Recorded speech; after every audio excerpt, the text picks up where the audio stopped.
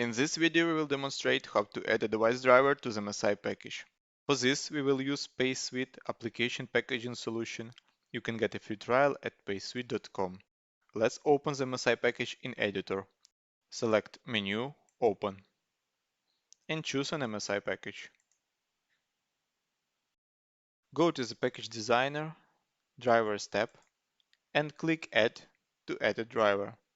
In the opened wizard, click Browse to choose the driver installation INF file.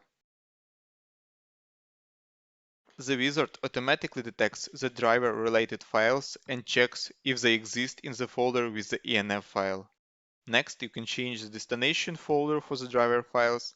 The wizard additionally creates a subfolder in the selected folder. Also, you can manually specify a target feature to which the created driver components will be assigned. Then click Next. Select the necessary driver installation options and target architecture that defines which of DIFx tool, 32-bit or 64-bit, will be integrated into the package. Note that package cannot contain both 32-bit and 64-bit DIFx tool. To install the driver on both platforms, you have to create separate package for them. Click Finish to add the driver. To save changes, select Menu, Save. Thanks for watching.